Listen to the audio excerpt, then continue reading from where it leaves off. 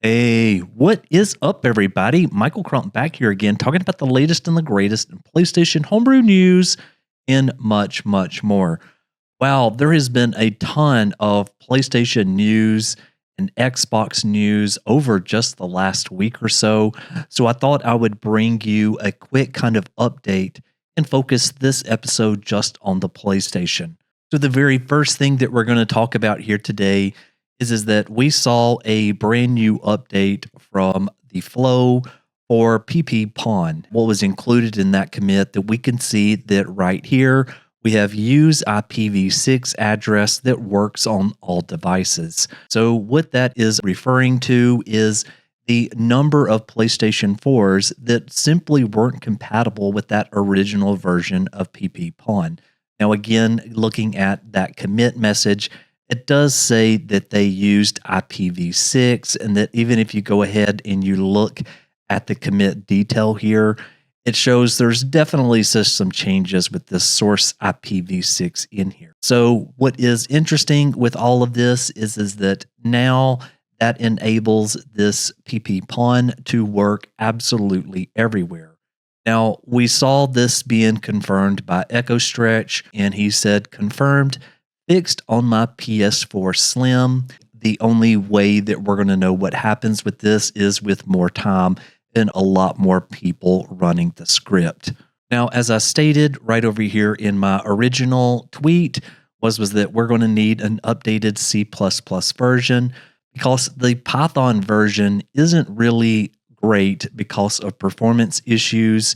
Obviously, it can't run on a number of different devices. So there has been a person that's been working on a C++ version, which is the version we're using like on all of our routers. It's the same version we're using on our Raspberry Pis and so forth. But I mentioned here, we're going to need an updated version. Well, thankfully, there is a brand new version that came out just around 1 hour ago. So again, taking a look at the commits here, this is exactly the same commit that we saw right over here, which was from TheOfficialFlow. So what that really means for us all right now is that with our Raspberry Pis and everything else, in order to reach the max amount of devices, they will need to have this updated C++ application running. Now, obviously, if you have like 1 or 2 devices in your house that it's working fine on and you're not planning on putting it on anywhere else, then there's not really a whole lot of reason to update, or at least in my opinion. And then I saw this interesting thing from Chameleon, and it was on January 2023. I did a poll if people wanted a GoldHen Lite version, but people was okay with the full GoldHen.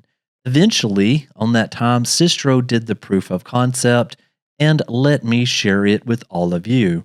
This is pretty much GoldHen Lite, and it only works for firmware version 9.00. So if you are wondering what this is versus the regular GoldHen, it's obviously a stripped down version that doesn't include all of the extra bells and whistles. So for example, cheats. Now, if we look at the rest of this thread here, we can see that it is a very basic hen with some small patches, and that basically this one really hasn't been updated since January 2023. Now, if I scroll down here just a little bit, there's a little bit more context of what is the difference, what's the purpose of this, and Chameleon wrote back, I'm just sharing it. People want regular hen for 9.00. And so again, other people asking that same thing. So no networks or cheats.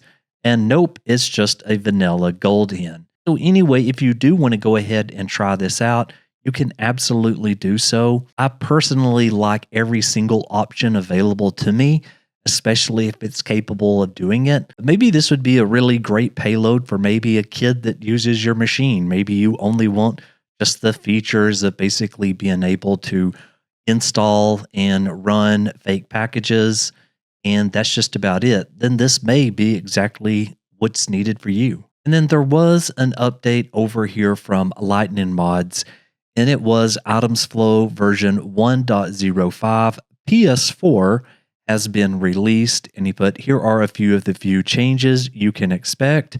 So Fuse NFS support for 11.0, Replace the game saves option with the option to download retail game updates. So this is just an option inside of the GUI.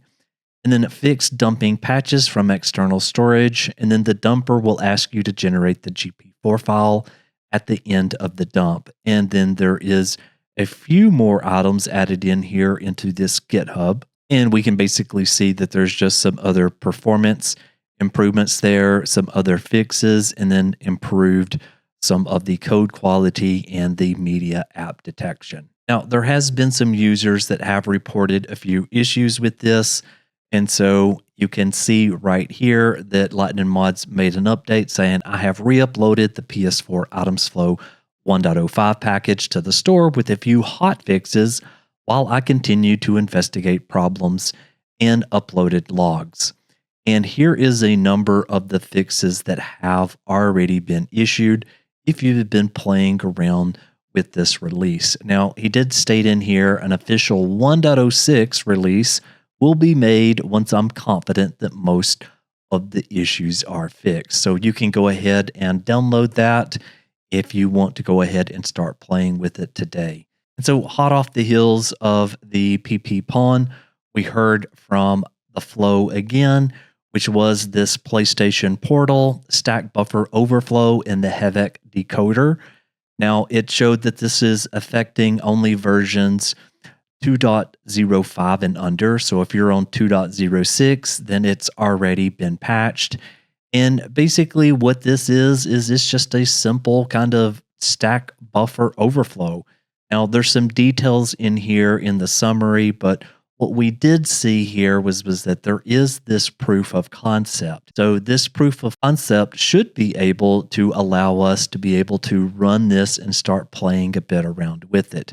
Now, obviously, we saw the flow using this with PPSSPP, which is a PlayStation Portal emulator. So we know that at least we're going to be able to emulate PSP games if you have a PlayStation Portal on 2.05 or lower. Now, I made a video covering this one just in detail if you want to come over here and if you want to check it out. Anyways, you can always get the latest and greatest of what's happening in the scene by following my Twitter account. Links will be provided below. So thank you so very much for watching, and I'll see you on the next one. Michael, out.